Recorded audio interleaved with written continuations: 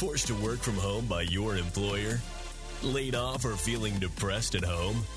Do you want to make money working from anywhere? We'll show you how to do it from your couch. It's time for another episode of the Work From Home Show.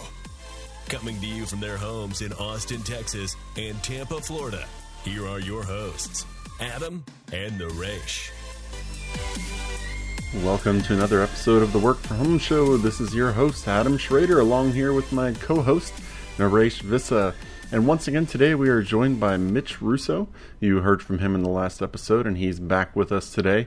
Mitch is the CEO of Mindful Guidance and the former CEO of Business Breakthrough International, working with Chet Holmes and Tony Robbins, and built a $25 million business from his spare bedroom. He also co-founded his first business, Timeslips Corp, from his garage, and that grew into a company that he sold to Sage for 8 figures. And while at Sage, Mitch went on to run all of Sage's U.S. operations as Chief Operating Officer, a division of 300 people with a market cap in excess of $100 million. He is the author of The Invisible Organization, How Ingenious CEOs Are Creating Thriving Virtual Companies. Mitch, moving on now from just talking about work from home to something a little more timely, which is the Wuhan virus. You wrote your book in 2015. This is The Invisible Organization, How Ingenious CEOs Are Creating Thriving Virtual Companies. The Wuhan virus hit in 2020, so about 5 years after your book came out. What do you think the impact of the Wuhan virus will be on work from home? The virus has changed the world forever. I know that people like to call it the Wuhan virus, but at this point, I think, and this isn't just for optics, I think it's because it's not related to a single place anymore. It's a worldwide pandemic. So I like to just call it COVID or COVID-19 because that's truly the name of it. And I'm not trying to be picky about all this, but here's the point. The point is that the virus brought something to light that was already here. The virus caused something to happen that was due to happen, overdue to happen for a long, long time. You know, I'm a student of the financial markets. I'm still an options trader, thank God. And I got to tell you, I mean, to watch what I saw happen with this crash last week, it was the most breathtaking experience in not a good way that I had ever seen. But in many ways, I mean, first of all, it was historic. Nothing like this had ever happened before. Second of all, it was out of the blue. It was a shock, but not to everybody. And this is the point I'm trying to make. This country, this financial system, this entire structure has been so hyperinflated over the years. It has been so stretched beyond, even our Earth has seen an amazing recovery in just these last several weeks. There are fish swimming in the canals of Venice for the first time in decades. There's blue skies in China, in cities in China. I mean, this pandemic, yes, it's terrible, and it's a tragedy. And who knows? I'm over 60. I might catch it and die. But I don't care about that directly right now. Right now, I'm fine. But who knows? I might have already had it, too. That's the other thing that's completely crazy about this.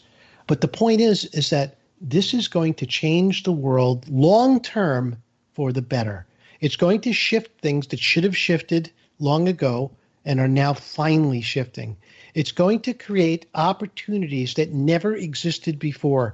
You know, this is what shifts create for people. They create enormous opportunities. So after you're done sitting there shaking your head saying, oh my God, what am I going to do? You turn around and say, oh my God, what an amazing opportunity I have to emerge as something completely different in a completely new space. This is why I urge everyone, all of my listeners on my show, all of my students, all of my clients, all of my coaches, I am saying, take this time and use it. You'll be judged on what you did with this time 5 years from now? What did you do? Did you up-level yourself, or did you eat junk food and binge watch Netflix? You can do both with all the time you have. You sure can. So if you're an employer right now, say you're a business owner, and you know, this jumps, like I've been telling Naresh, I think this is bumping work from home for 3 or 4 decades just in a couple months. If you know when this COVID-19 ends that your company is going to be virtual, like that's just how it's going to be, what steps can a business owner kind of start taking now to prepare their business for the shift? Well, I'm going to say something that hardly anybody is thinking about right now. And again, it's all part of what I do when I work with my clients. It's called security. Most people don't think about security, but it's maybe more important now than ever before. If you think for a second that hackers, for example, haven't taken a vacation now that we're in the middle of a COVID virus, you think hackers aren't going to work because they have to stay home? I mean, stay home from hacker school and exactly, Hacker Incorporated. Right. Exactly. The whole point now is that most people are sending people home with laptops and telling them to call in on the internet connection that they bought with their TV. It ain't going to work, folks. It's not going to happen. You must create secure environments for your employees or your staff to connect into. You also have to prevent whatever crap is on their computer from infecting your systems. And that's about as real as it gets. There's so many people now who hook up their laptop where they have spent maybe years without ever running a virus scan into your network for the first time. And guess what? There's going to be little bugs on your computer that go, woo, this is going to be fun.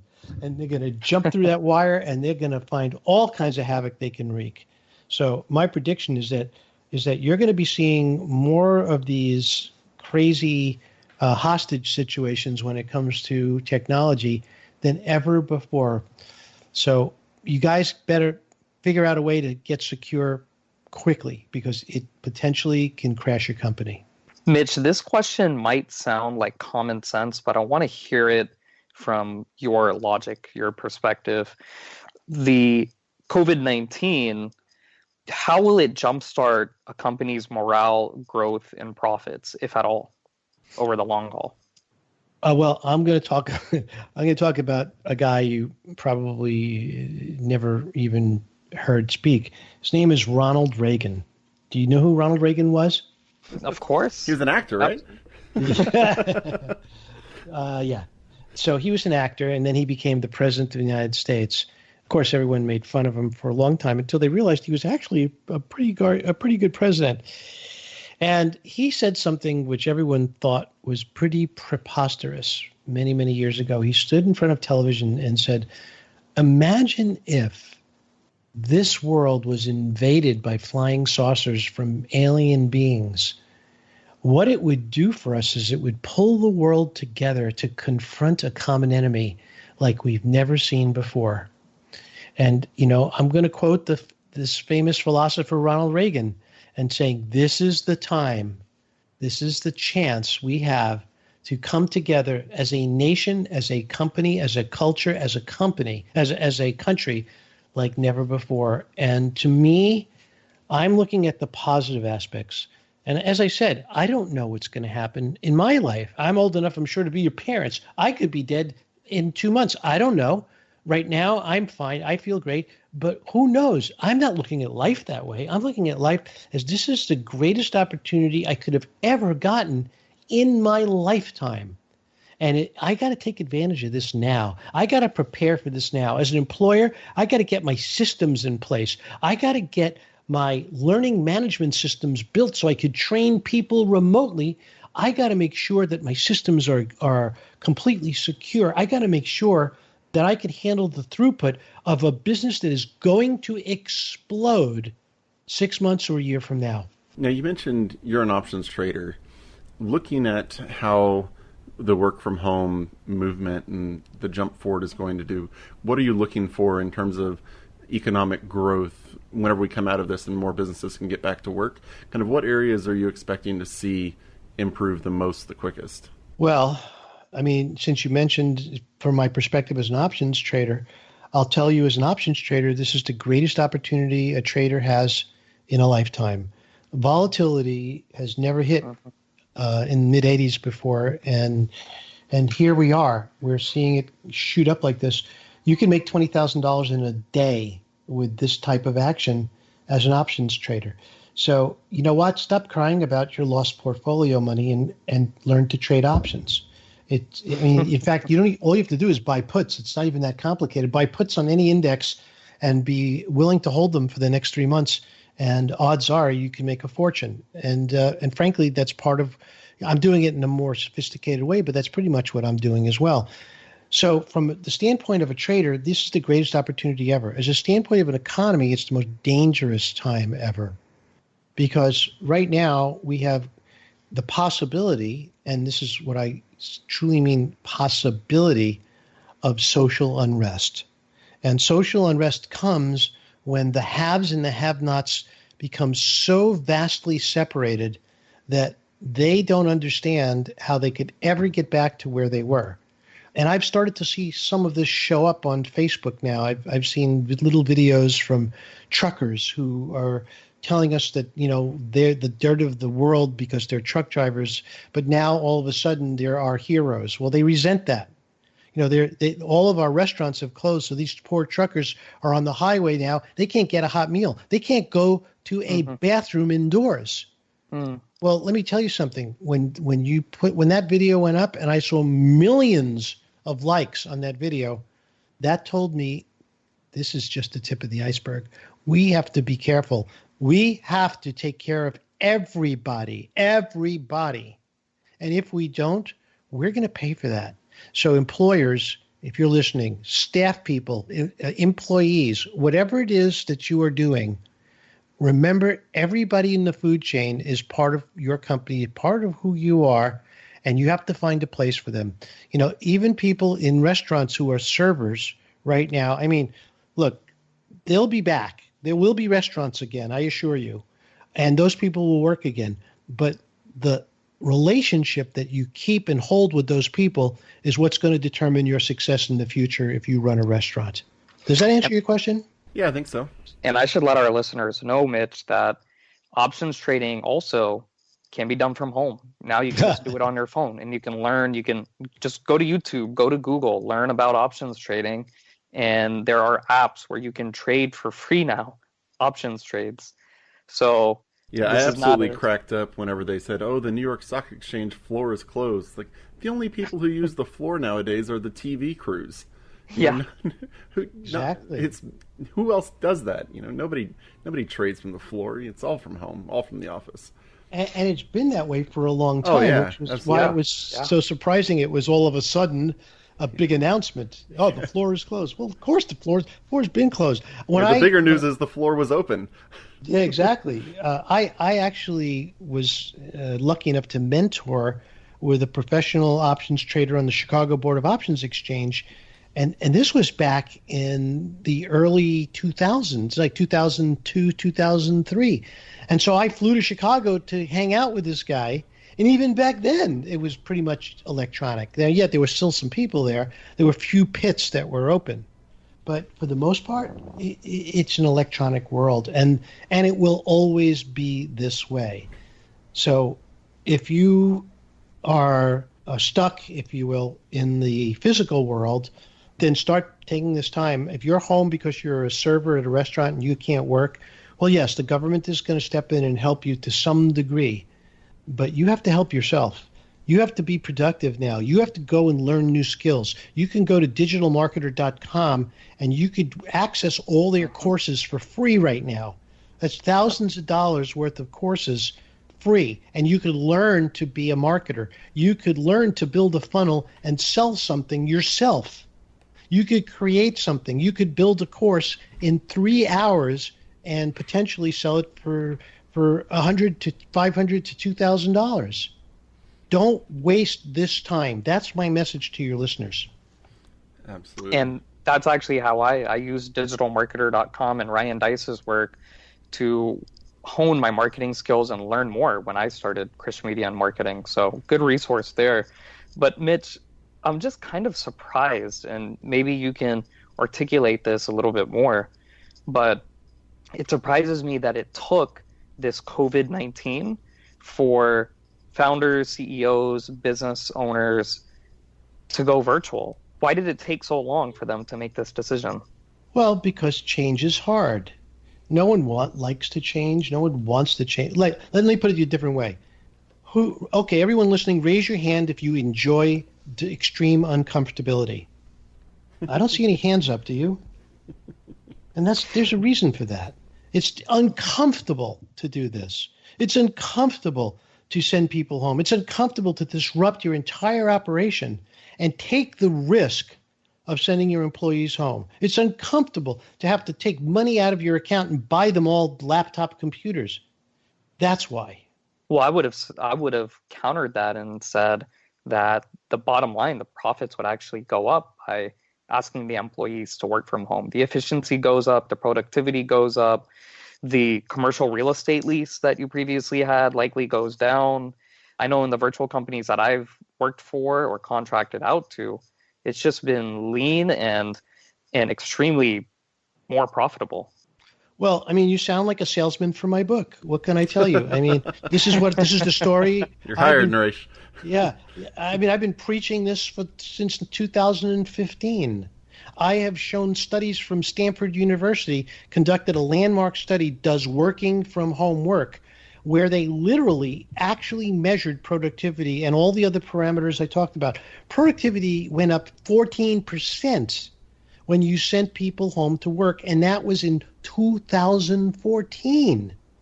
It's even more so than now. The systems are better now. The systems are cheaper now. You know, I had a room filled with PBX equipment at my software company. I spent $300,000 in cash for that equipment and tens of thousands a month to maintain it.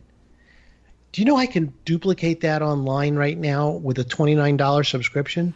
That's the insanity of how great the online systems are. Why wouldn't you do it? Yeah, I mean, people are just afraid of being the first and failing and seeing all the other people succeed. It's the whole, no risk, no reward, and it's easier to do the things you've always been doing rather than chance something failing. Exactly. And that's why people haven't done this before. It's kind of simple, really. I mean, why didn't people take the time? Why didn't Venice implement an order that said no motorized traffic through our canals on Wednesdays and Fridays so we can give the water and this fish a chance to regenerate? Why didn't people do that? Why? Because they didn't feel like it was important. But look what happens when they did. The world is healing right now. Let's take a hint from the world. Let's heal together right now.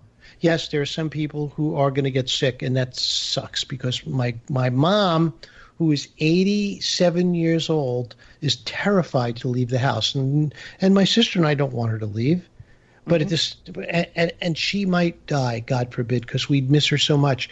But the bottom line is that this is the price that as a society we are going to pay for this change because we weren't willing to do it without a virus. Yeah, really good point. Really, really inspirational words to end the interview. And you said that I was a salesman for your book, and I want to continue to promote your book. Mitch Russo, thanks a lot for coming on the show. For those listening, check out his book, The Invisible Organization, How Ingenious CEOs Are Creating Thriving Virtual Companies. It's a #1 bestseller. I've skimmed it. I've listened to the audiobook. It is awesome, Mitch. I've heard you speak in person about invisible organizations, and it really changed the way that I was looking at my own business, actually 2 of my businesses, a real estate business and my digital marketing agency. Your website, mitchrusso.com, and also theinvisibleorganization.com. Mitch, any final parting words? I just want to wish everybody a safe trip through this time of our life, and to remember that even though you're sitting there by yourself, and we may be sitting here by ourselves for the next month or two, you're not alone. There's so many ways to have human interaction, and no, it's not as good as hanging out at a bar. I haven't been to a restaurant in 2 weeks, and I miss that a lot too. But the good side is I happen to notice on my American Express card bill that it's going to be the lowest one in a long time. Yes, same with mine. And it's because we're home.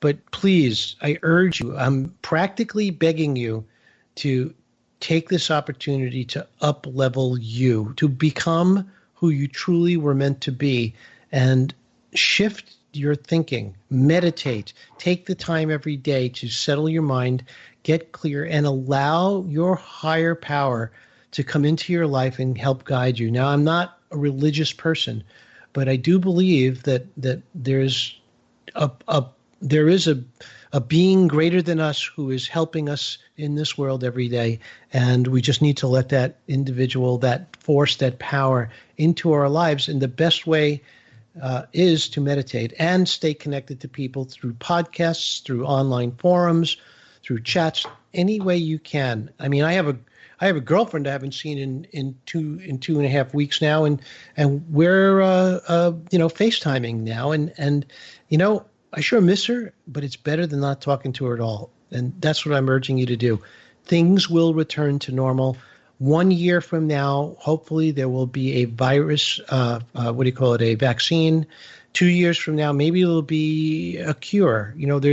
There is precedent for curing viruses. Not too many, but there are.